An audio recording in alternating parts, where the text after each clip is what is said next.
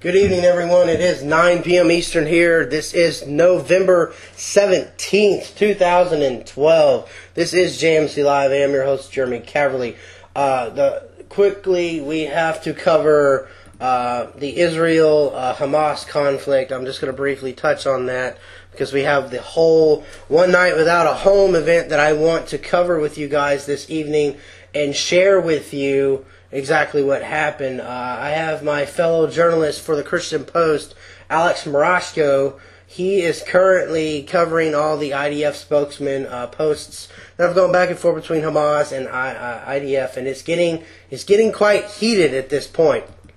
Those of you that are Christians, Jews, Muslims, non-believers, everyone that listens to this program, everyone knows the tension going on there is building. A lot of things are happening. Negotiations are supposed to be taking place in Cairo, Egypt, coming up. So that's something we need to pray about. This is the first show I think we've done for this whole month with everything going on. I'm currently doing several projects for college, and I've been in 2 car accidents now since the last show. You probably didn't know about my car accident on the 5th. I was rear-ended, and I had to get my car repaired.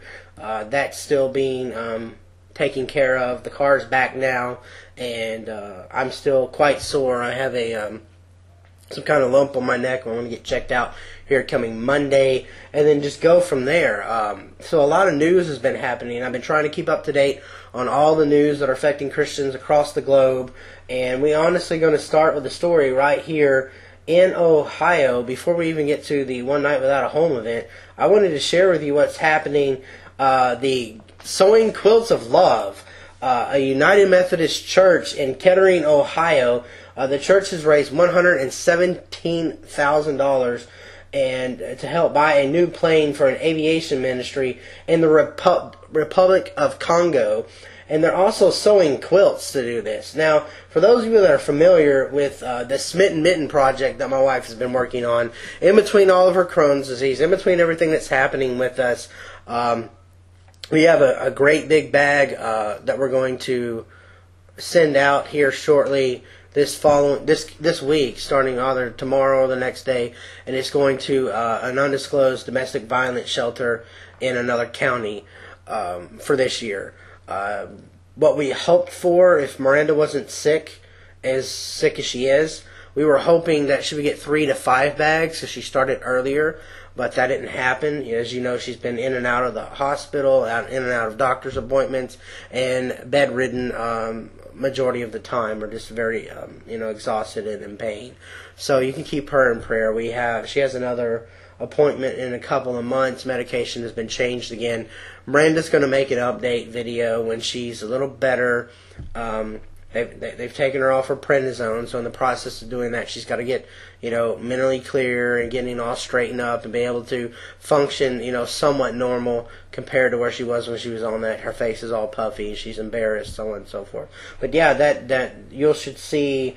I would hope sometime either before or after Thanksgiving. You may see something from her. I can't tell you exactly when, but it's something you should be able to seeing coming up soon.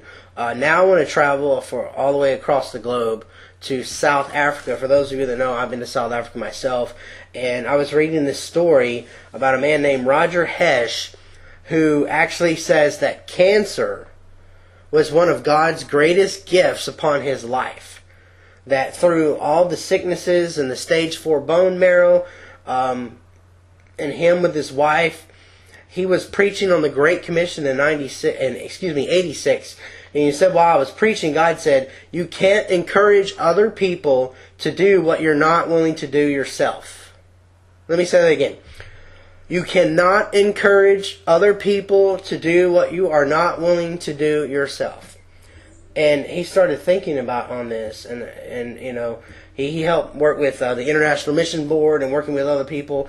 And he said, we said we'll go where other people cannot or will not go. And that kind of ties into the One Night Without a Home homelessness as well. So eventually later on, with the cancer setting in, he had to look upon his own life and start questioning and I'm going to share a little picture of him here, start questioning his own journey and the things that he was doing. Was he really, exemplifying Christ with his actions? And he honestly had to take a step back and look in. Here's what the guy looks like now. He's teaching to a bunch of kids here. That just really struck me. I think about when Jesus Christ was on the cross, and he ends up telling everyone that is wanting him to die and has crucified him and is saying all these nasty things to him, and he's telling God to forgive these people, for they do not know what they do. And here's this man, this missionary in South Africa, gets cancer, stage 4 cancer, which means he should, pass away. And he says it's God's greatest gift upon his life because it brought him closer to his relationship with Christ, and that he was willing to move through the situation that he had. They were worried, the doctors were worried that his brittle bones would in his neck would collapse and may snap his spinal cord, and he was in that halo ring for several months. And this is kind of connected for those that know who Steve Saint is. He was paralyzed not too long ago, and both men are sharing the same message. Here's his response as he laid in the bed following a transplant. His response to me was, "I hung on the cross. You're lying in a hospital bed. I had nails in my hands. You get ice chips when your mouth is dry. They gave me sour vinegar. You have doctors and nurses to care for you. I had Roman soldiers to stick spears in me. You've got me to cry out to you, and you know I love you." And I cried out, my God, why have you forsaken me?" And he just continues going on in this story. And it's just an amazing story how he realized in his weakness and his vulnerability, that was his most shining, defining moment as a Christian, which is the most hardest thing in the world for anyone to be able to do, especially for those that have long-term sicknesses and everything. And the list goes on and on and on with that. I just thought I would share that inspiring story. And all these stories can be found on the Eternal Flame News site for this week. I was just covering a few highlights here in the first 10-15 minutes. I'm going to find one more. One of the things I've also seen is the outrageous, amazing Christian response to Staten Island in New York. For those of you that know, I'm a former U.S. Coast Guardsman. I served during Hurricane Katrina and had to help facilitate that mass exodus and everything else, working with all sorts of things. And it's kind of similar now with the church seeing this. Between, all the taboo issues going on with Red Cross or FEMA, I'm seeing they're still helping. And I'm also seeing a church rise up and do things that typically you don't normally see. And I think something is happening in America. That was the phrase last night when I would talk to and interview many people at the One Night Without a Home. They said something is happening in the body of Christ, not just here locally, but across the country. And it's a movement of the Holy Spirit that you may have not seen before, like Operation Compassion sends over 1 million pounds of relief to Sandy survivors. I mean, the list goes on and on of stories I have for this week on the Eternal Flame News website that you can read of things that have happened. Or how about this? There's another one that says, "Move over Black Friday and Cyber Monday. Giving Tuesday calls Americans to give as good as they get." And there's some information you can learn about partnering with World Vision on that post. But without further ado, I do want to share with you the One Night Without a Home. This will take up majority of the whole hour to go through. I was going to start out with a couple of highlights and just go from there. As I said, I have highlight video that I want to share with you from the event. And then after we cover that, I'm going to give a few closing words. And then for those of you that didn't get a chance to hear my own story, you can learn about it, because it's going to be something that will transform the regular events that have gone on in our lives. But I got to tell you, though, I'm not sure why things are being the way that they are, and how things have transformed from last year to now. But I have to share with you some videos here. I have some videos pulled up that I'm going to share. Let me get those going here, and we're just going to go from there. But I have to tell you, freezing cold weather last night finally is what we went through, and I don't know very many people who would be willing to spend the night in the cold for the cause of homelessness. I don't know very many people who would well, let me get this paused here. It blew up full screen on me. But I don't know many people that would really make sense to it at all, because so many times we've fallen away from the wayside, and we've had so many situations where we're not able to move the way we want to. And I sat here and I kept asking people last night a common theme, and that theme was, what did you really think about homelessness?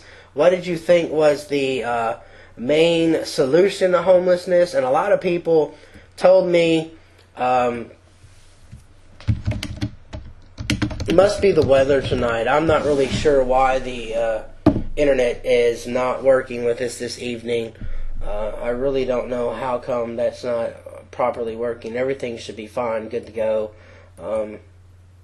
Let me see if I can do something here.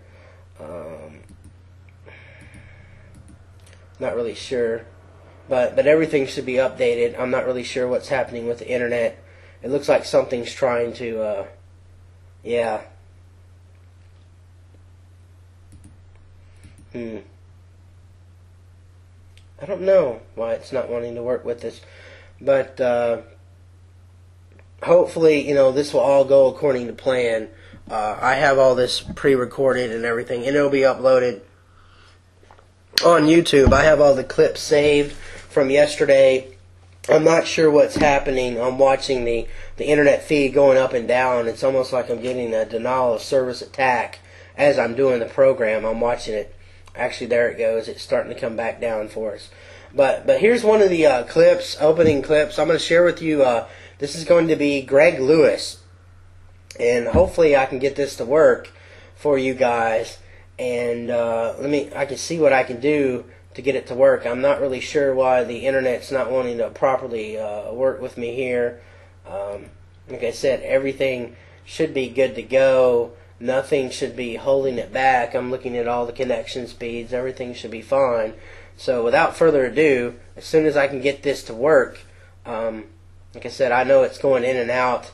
Not sure what's causing the show to want to collapse, but I'm going to get this played for you, and we're just going to go from there. I know it's been a nasty night with a freezing cold, and they've been upgrading stuff, but let me see if I can get it to work. I'm going to have to work on a few things to check out the internet here. I don't know what's going on with it. Let me see. Like I said, I haven't done a show in a couple of weeks, but I really don't know why this wouldn't work. Let me ask something. Hey Miranda, are you doing something on the internet? Because it's acting up tonight. I wonder if it's done. Like I said, we just upgraded the internet, and we just got a new box. I don't know why this isn't wanting to work. Let me see if I can disconnect and then go from there. It says it's doing fine, but the programs and everything aren't wanting to work with me. Ah, there we go. Okay, here we go. I'm going to try and play this now for you guys. Here we go. Pretty good coalition going, and it's been working well. Roscoe does a great job for my guys. They furnish them with free bus passes to help them get around town, and it's such a big help. They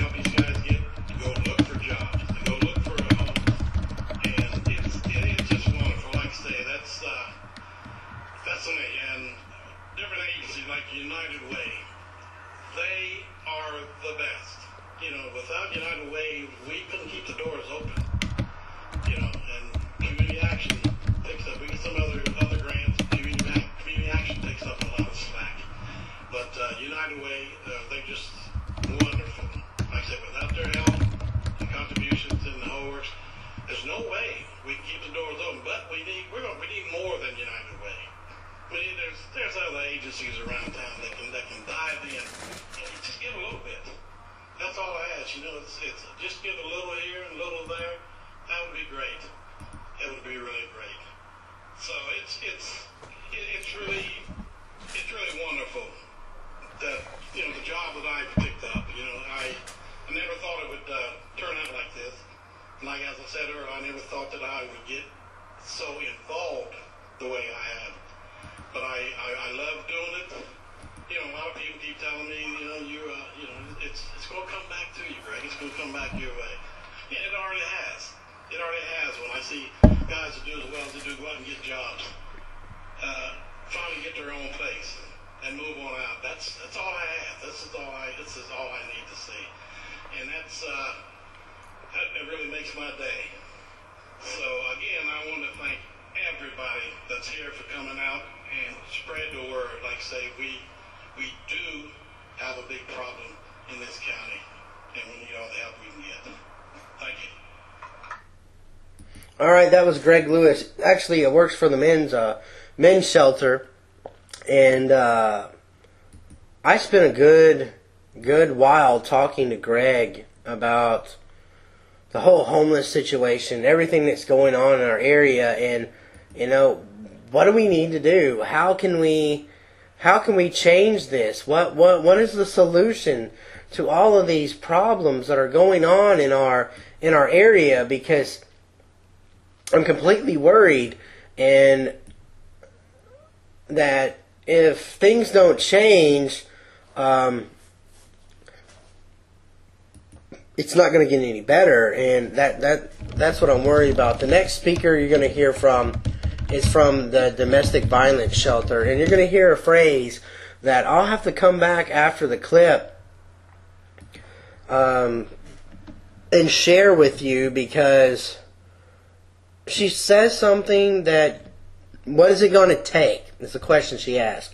What is it going to take to get people to realize and wake up about homelessness? What is it going to take? She asks.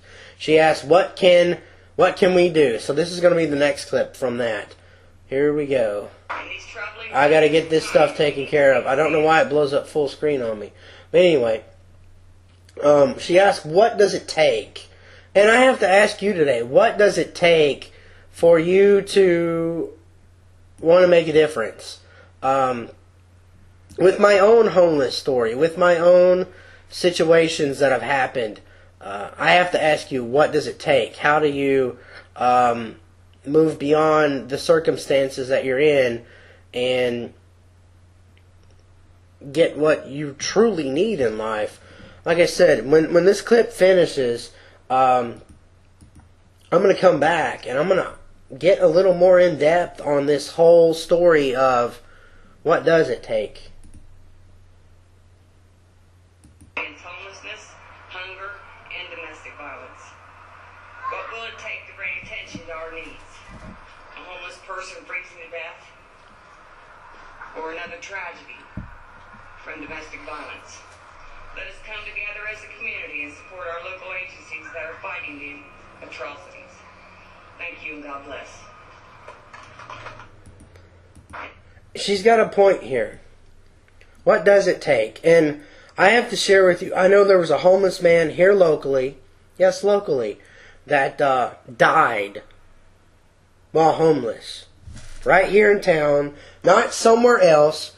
He died here in town. He didn't die in, somewhere else. He didn't die, in another town. It was right here in Chillicothe. He actually died right outside of the city limits. And one of the things that bothered me was, why is this continuing? And how do we stop it from happening anymore?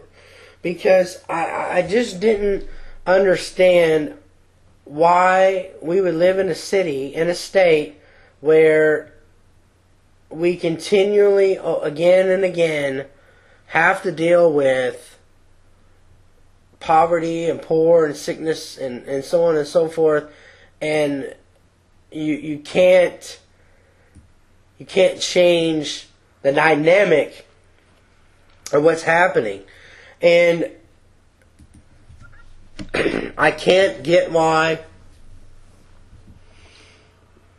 because this does make me angry. I can't get why so many times when you're trying to fix problems, get solutions to situations, that nothing is truly there. And how do you work together, and how do you solve majority of these issues? The next clip that I'm going to share with you guys is I get it loaded up here, because what I want to share with you is Daughters of Ruth. And a lot of people were asking the question about what's going on with Daughters of Ruth, what isn't going on with Daughters of Ruth. You're going to get the story about what's really happening with Daughters of Ruth. And I know there's some things going on where they're trying to raise funding, and you're going to find out what Daughters of Ruth is really trying to do, why things are not working the way they should be, and how we can transform and go beyond, the circumstances that we're currently in. Because I think if this stuff continues, if we continue to not have the solutions, we continue to not move in the right directions, we're not going to make what needs to happen. We're not going to be able to solve the solutions for our lives. So without further ado, here comes the next clip. I'm going to rewind this to the beginning and check this out.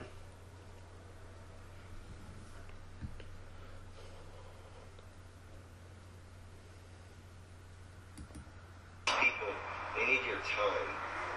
They need somebody to tell them that they're loved, that they're cared for. And we don't need to just do that with our words. Our love needs to be in action. And I want to give Dan an opportunity to come up and just talk to you guys for a minute. He's our treasurer. Okay. All right, well, Lola is actually one of the ladies who's been through our shelter. And, okay. I'm going to take that back. I apologize.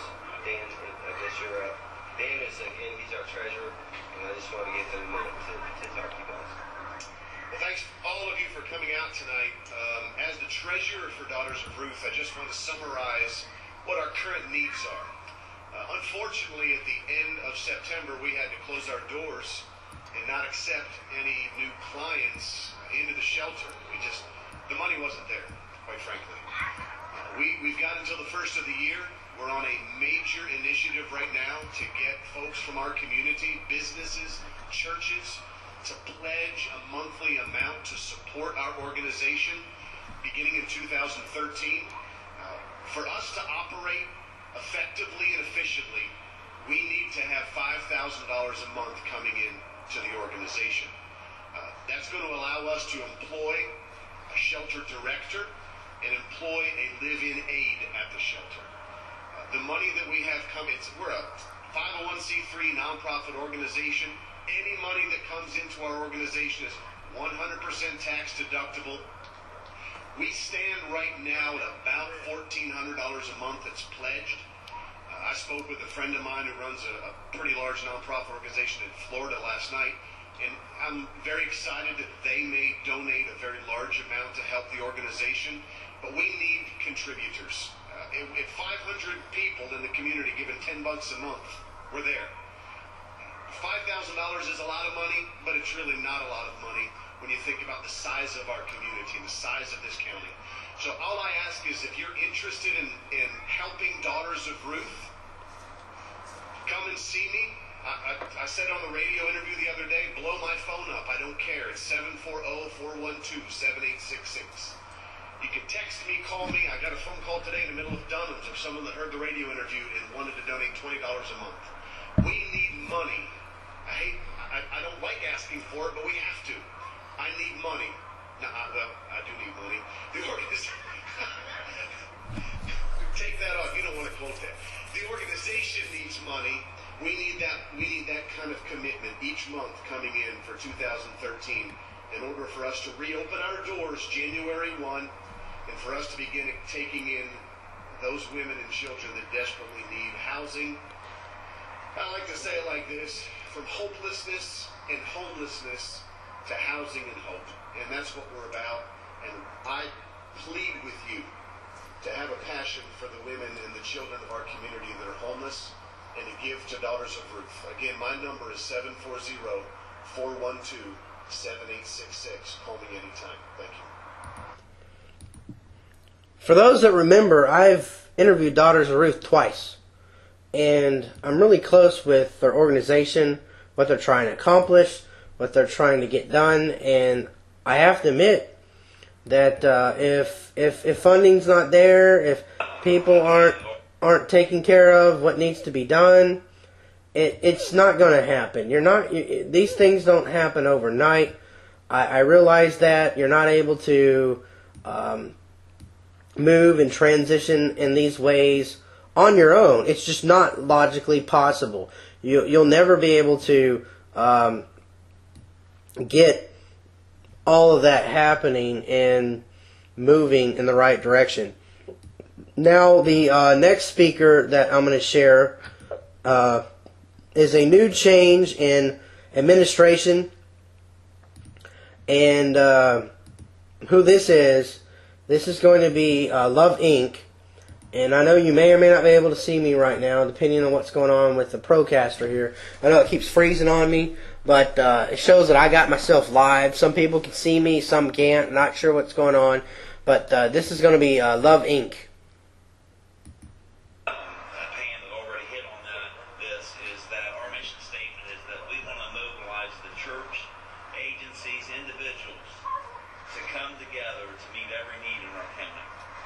Together, we can do this.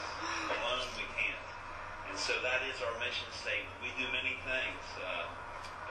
Homes of Hope is one of our programs that we do. And it is a 3-month to 1-year program that allows people that go through an interview process and they need to be highly motivated to get out of their situation. And we take them into our home, and for that amount of time, whatever amount of time they need to get, we help them get a permanent job, permanent housing. We bring mentors around them, counselors, and teach them life skills. So what this program does, it does not put a Band-Aid on the problem. It fixes the problem of that homelessness. We work with Daughters of Ruth. Right now we have one of our clients in our homes that came out of Daughters of Ruth. We work with Elizabeth's Hope. They have a wonderful mentoring program for young mothers and now young dads. So we work with them, and we work with any agency here in the community. Most of these we have worked with. And so homelessness is real. I can take you right now to people living in tents right here in Ross County. And this shouldn't be. But together we can fix this problem right here in Ross County. Why shouldn't we be the county that the United States of America looks at how to solve the problem of homelessness? Thank you. And that's Craig of Love Inc. And he's got a point, you know. When I look back on my own story that I'll kind of share with here in the end, why can't we be the county, the city that has the answers? I'm not sure why we can't not be. I think this is something that we can totally jump on board with. And you know what's strange is many people wonder, like, well, is this in my town? Depending on if you live in a larger city, Love Inc. probably already exists where you live. But maybe not so. It depends. I hate saying it depends, but I remember back in Texas, I have to stop and talk to you about this for a little bit. Love Inc. personally helped my family when I was in Texas. And I haven't shared this with the new director, but I share it with you today because you have to understand that there comes times where, when I was living with my grandmother who had a check and I was like a kid or whatever, and my mom wasn't there and never knew my father, who was supposed to help me when we needed transportation to go to the doctor? We didn't have a car. We called Love Inc. And Love Inc. would help find arrangements, and other organizations would find arrangements to help me and my grandmother get to our doctor's appointments in a town that was 20, 30 miles away. There was no one that normally wanted to assist me, so I had to reach out and get help. That's a hand up, not necessarily a handout situation. We got a couple of people here I want to share with you, and I'll just let them just talk and go on with their little conversation as soon as I can get this thing to work again. You got to hear this conversation because it's really going to be an eye-opener for you as well. It's going to change a few things that you might think about, but here we go.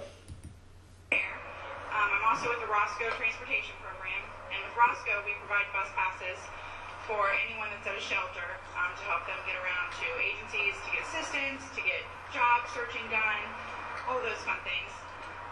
With the Continuum of Care, we basically are a group that meets the fourth Thursday of every month at 2 o'clock at the City Transit Building conference room, and we collaborate on ways to end homelessness in our community. We have developed a 10-year plan to end homelessness in our community, and we're hoping to get there before the 10 years. I mean, that would be amazing. But we do discuss different ways that we can help with housing, bring housing to our community, and other needs that are there.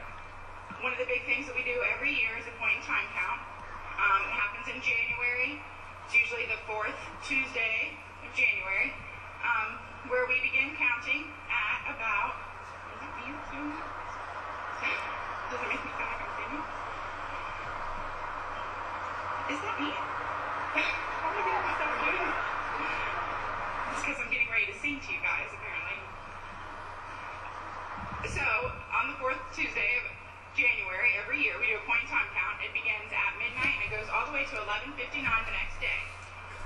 We go out into the community and we count the campsites, we count individuals who are homeless, and we report that back to the state to let them know that we in our community do need funding and do need assistance to help those people get out of that situation.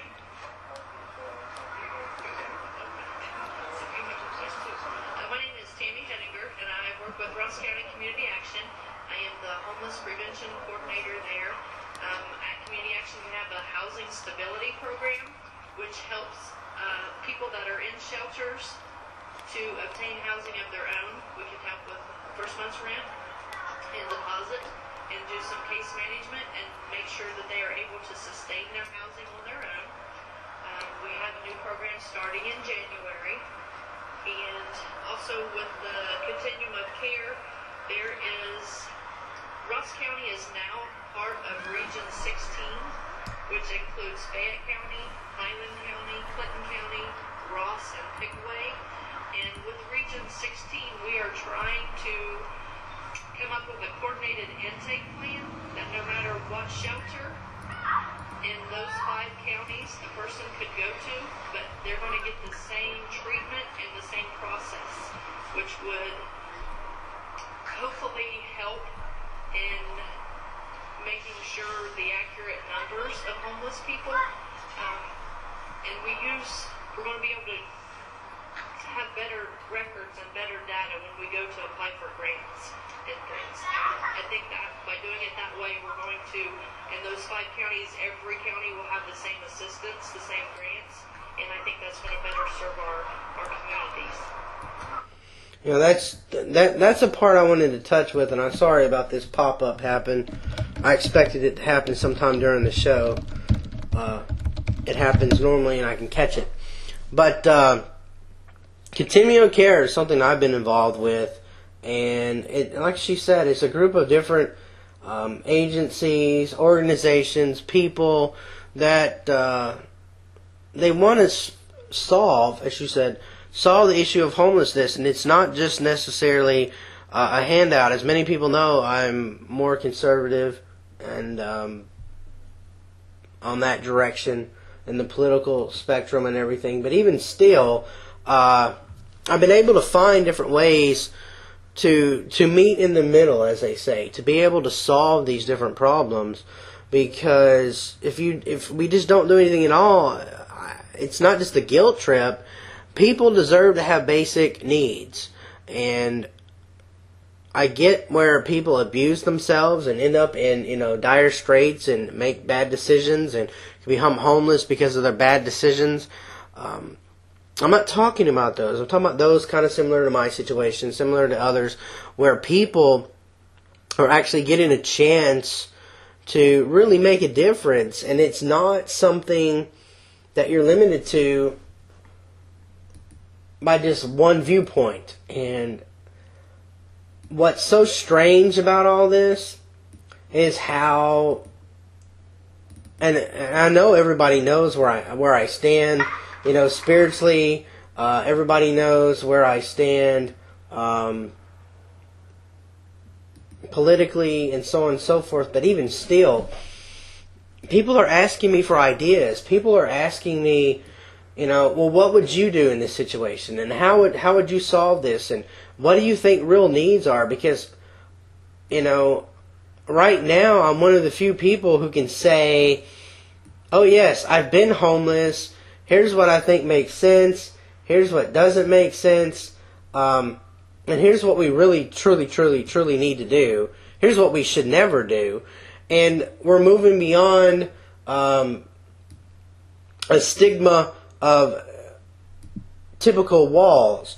And one of the problems that I've had with politics and with government organizations and church organizations and businesses is the typical business model that always fails, where you would have a meeting, you'd have a group of people get together, and nothing gets accomplished. And I've seen those models over, and I call it models, but it's just people coming together from different teams and they don't get anything accomplished. Well, in this, now that things are changing, new rules are coming out, and I'm reading this Region 16 that she's talking about. It's a quite lengthy packet. In fact, it's connected to Wilmington, Ohio, where Sugar Tree Ministries is, for those that know what I'm talking about. And I'm looking in the future, and I'm seeing that while there may be a government solution on one part, there will be also a personal solution. There will be education. Like I said last night, one of the biggest questions that I asked, the answer was always the same: lack of knowledge. And the next speaker is John Snow from the Chillicothe School District. You're going to hear about how the situation in the schools, for instance, my own personal story of practically being homeless while I was in school. Would you ever guess how much homelessness was really going on currently in the school districts? Well, you're about to find out exactly what that means. How much is it? How bad is it? What's really going on? Why are we having these situations? What do we really need to do? And how can we solve these problems?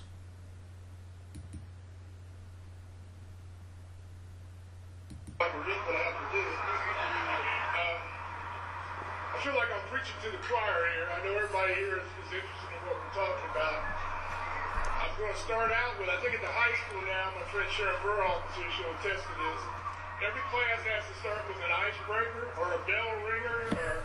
Okay, so I'm going to start with a bell ringer. Even though I know I've already got your attention. Things that happen in Chillicothe schools, I don't think a lot of people realize. Okay, I'll read a couple of them to you. Mother loses her home after her husband's incarcerated.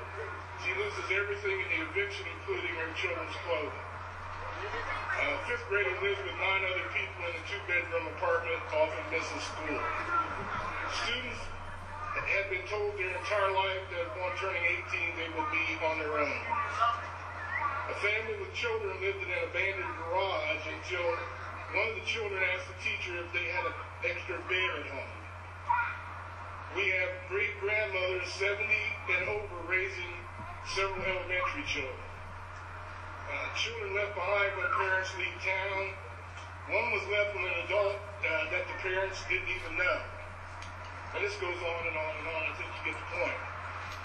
I am the McKinney-Vento liaison, okay? And that's the homeless coordinator for the city schools. McKinney-Vento Act is a federal law that says every school district in the United States has to identify homeless children. Okay? We also have a grant, a McKinney-Vento grant, we're able to do some things. Now, you say, well, how many homeless kids do you have?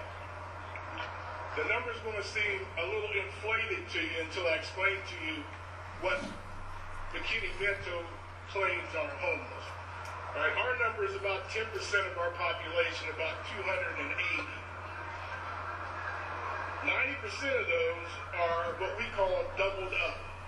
They live with someone else for economic reasons or whatever.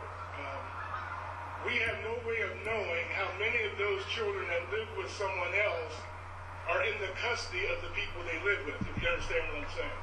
But we still have to count them. We count temporary foster care children. We have several unaccompanied youth, high school students who have no parents, substandard housing, if you live in substandard housing, and also if you live in a place where it's not meant for habitation. Okay, with our grant that we have, there's only 24 school systems in the state that have it. That's out of 700 school systems and charter schools. So we're able to do some things, and some of the things we do is we buy school supplies, hygiene products, clothing, we send for medical and school records, we tutor, and one of the big things we do is transportation. The law says if you are displaced, if you have to leave your school because you're homeless, and you move to another area, your home school has to arrange to get you back there. Now that's within reason. I mean, you can't live in Chillicothe and move to Columbus and we bus you every day. But within reason, we have to bring those people back. One of the most important things I feel we do is make referrals. Okay? And when I go to these meetings, one of the things I always say is, of all the things I've asked for in 9 years, I've never been told no from any agency in Chillicothe. And I kind of stand on that because that's really important to these kids. All right, so now, finally, I want to re-emphasize of the 280 kids on the list that I'm talking about, 90% are doubled up. Okay, we do have some of the problems. Maybe you have to remember, these federal laws are written for urban areas. So there's a lot of things in there about tutoring in shelters and that kind of thing, and we don't have that problem. But one of the problems that we have, and it's a kind of a rural thing, is people take other people in. Sometimes it's because of tradition, sometimes it's for convenience, but most of the time in Ross County we found it's for economic reasons. Okay? And I also would like to say that, because a lot of times people I had touched on this earlier, they misconstrue what I'm saying. The custody part of it, we ignore at first. So if I get information that a child is living with another person, I put them on the list, and then I may find out later that that person has custody. But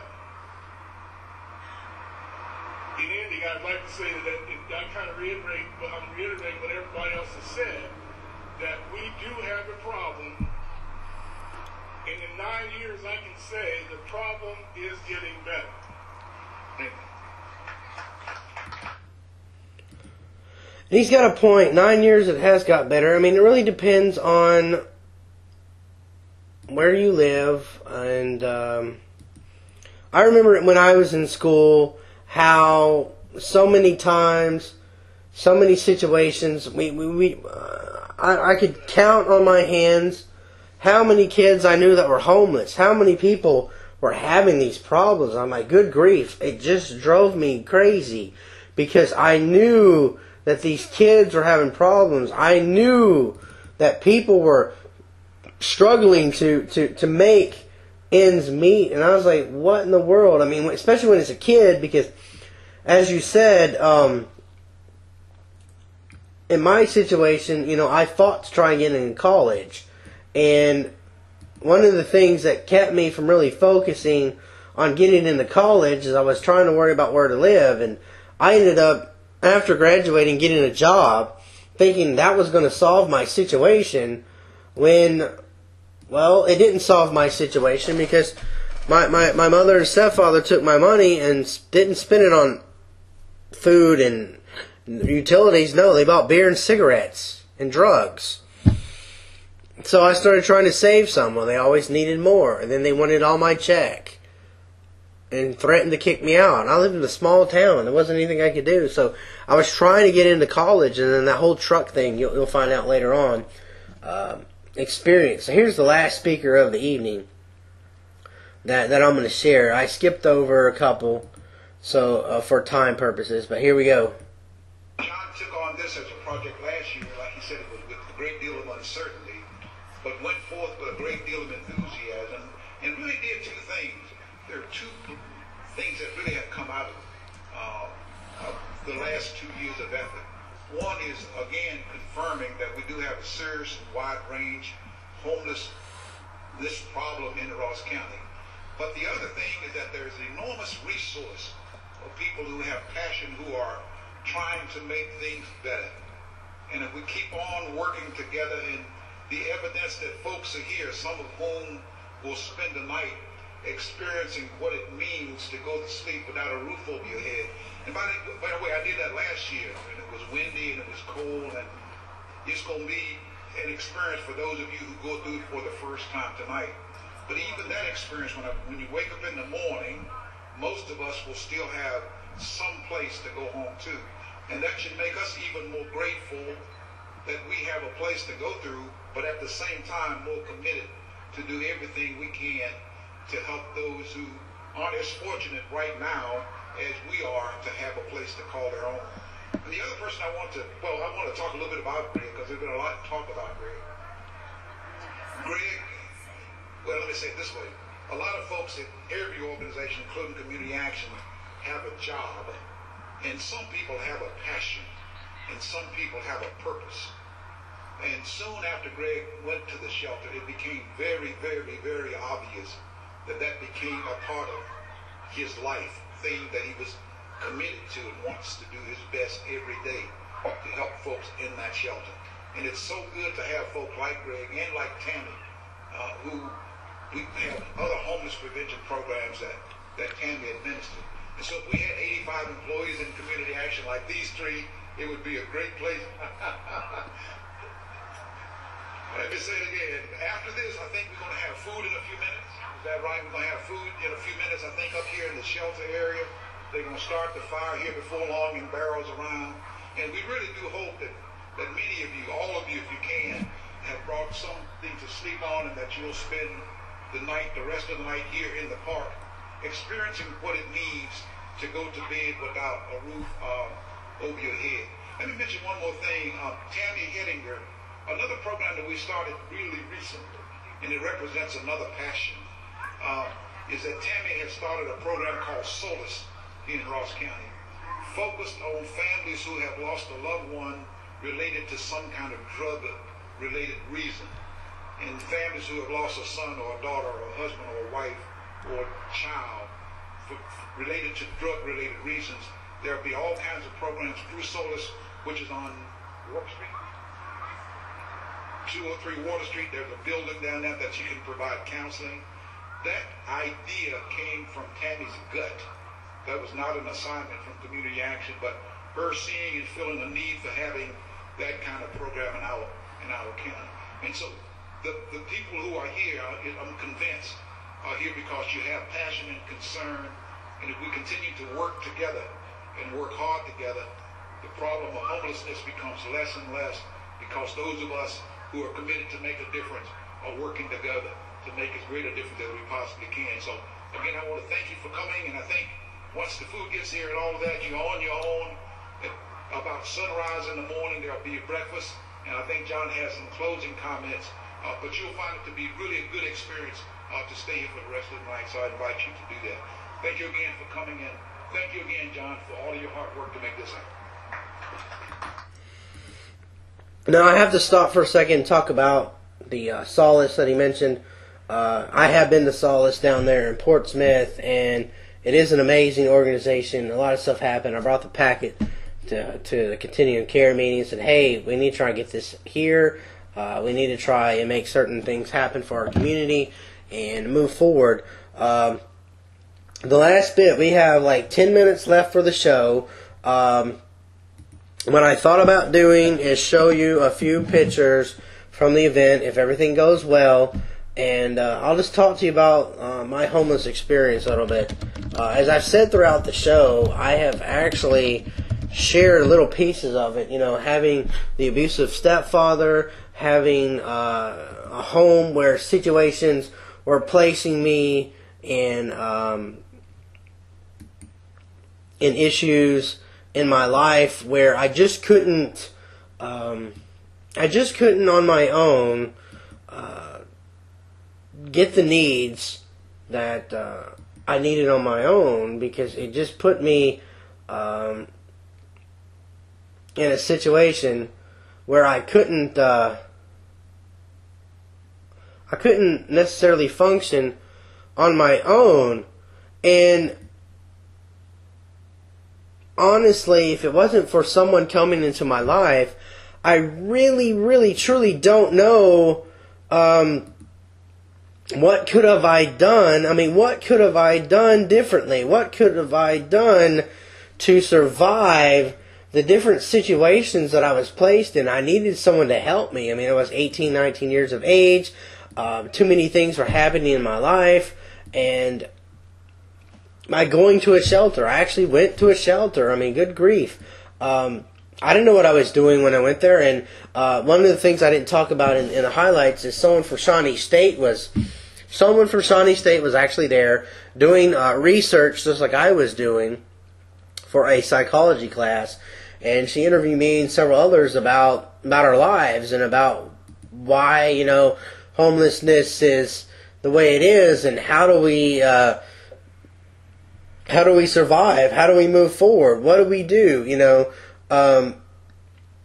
It was a question that I was concerned about. And through my experience, what ended up happening is, after I finally, got the cobwebs knocked off of me, because I'm not going to sit here and say, I had this great, wonderful experience going to a homeless shelter. No, I was a scared, frightened guy. I'm not going to kid you. It was cold. I didn't know anyone. I didn't know what to expect from anybody. I had no idea what I was getting involved in. It was a roller coaster ride. Like I told that woman in the event, I said, hey, this is gonna, this isn't any fun. I mean, I was scared at first, and I just didn't know what to do. And then I started talking to the directors, and I started, feeling my way around, and started looking around, started walking, looking for work, and then started making connections. And eventually one thing leads to another. I end up going to South Africa and getting prepared to go on a mission trip, and the list just goes on and on and on. It was just a roller coaster ride emotionally for me. And it wasn't until I finally settled down after, a couple of weeks being there. I settled down. Even still during that whole time, I had to grow up. I mean, in my case, I had to grow up real quick, because what is a 19-year-old supposed to do? In my situation where I stayed, back then there wasn't a bus pass or any of that stuff, so it was just walk around all over the place on your own and just do the things that I thought would actually work.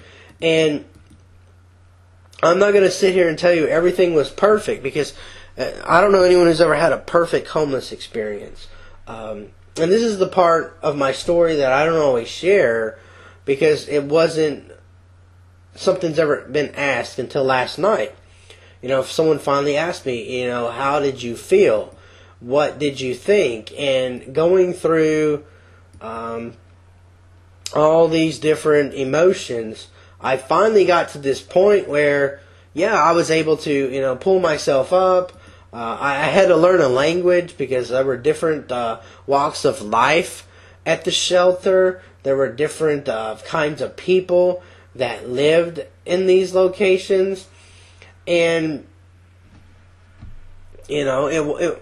temptations, all sorts of different things came about. And I started going to church just like I was when I was in school, and different churches would stop by. People would come to the soup kitchen and do that. Some people wanted to donate clothes or food or whatever. Businesses did.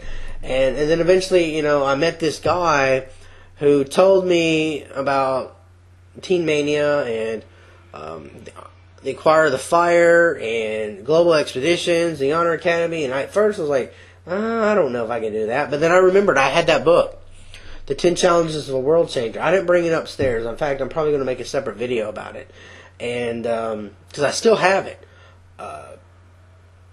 I couldn't even imagine, like this picture I'm on a freeze here, where it's just a cardboard box and a sleeping bag. I mean, there's just so many things that that you go through. So when I had that purpose, that was the thing. I think my life went to a radical change when I finally had the purpose of the trip. When I realized I had a calling on my life.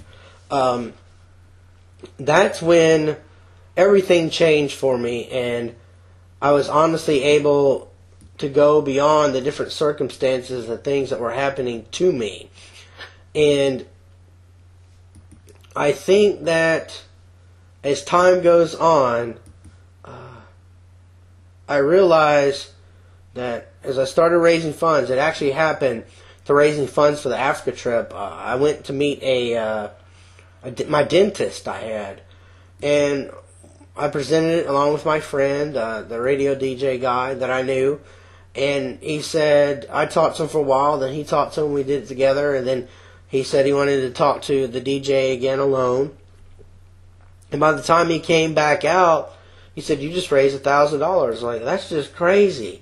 So at the same time, to not be a sloucher, I was walking over a mile away to a Mexican restaurant, which started as a waiter, and that didn't work so great for me, so I became a host. And I would walk from the shelter to the Mexican restaurant, and I'd walk home, and it was a part-time job. There were strict rules and regulations for this shelter where you had to be there. You had to be there in time for dinner if you wanted dinner, unless you're going to pay for it yourself. And I tried to save money. I saved money, used some of my money to go on my trip, and went to South Africa. And then South Africa blew me away. It was kind of like these tarps and stuff.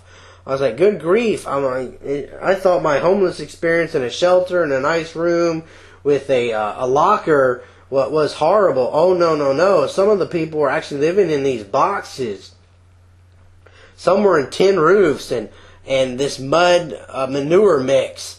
And I was sitting there scratching my head because it was really cold in July when we went. Originally supposed to go in June, and it changed. But God did something to me then, and it just carried over later in my life, where my life wasn't the same. And as you can see, it was 33 degrees when I came home to start uploading pictures, and I was going to go back out, but I kept uploading stuff, and I started writing on the research paper, and I stayed up to about 4 or 5 a.m. doing that.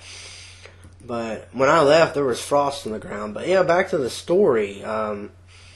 Later in life, I went to the Salvation Army because the abusive stepfather, and I think that's one of the issues that we run into when you have family members that have mental illness, addiction, PTSD due to prior military experience, like my stepfather had with Vietnam. You have a concoction where something is about to happen. And honestly, on my own, I don't think that I would have made it. I really don't think, without the grace of God, I would have been able to get through all that. But then as you see now, fast forward here to the future, 12 years later, I'm got a college degree. I'm working on my second one. I'm married. Things are going way better for me than I could possibly ever imagine. And I'm thankful and grateful that Christ has changed my life. And if He could change my life, why not yours? And that's how I want to end the show tonight, is that God changed my life. He's changed the lives of those that spoke that evening. I didn't share the testimony of the homeless people, so their stories could be private. It was quite emotional. I did talk to them. Their stories are very graphic in nature, so that's why I did not share clips that I have of them. You need to pray for these young men and women. We had a woman that was 9 months pregnant that was homeless for 3 months, and she's, as far as I know, still tonight should have a place to sleep. All this is happening because people like you and I have decided to make a difference and offer people jobs, offer people places to stay, and help them move beyond. And of course, not that handout mentality. I understand that, but yes, Christ can do a lot of things. If He could change my life, He could change yours. This has been JMC Live. God bless. We'll see you soon.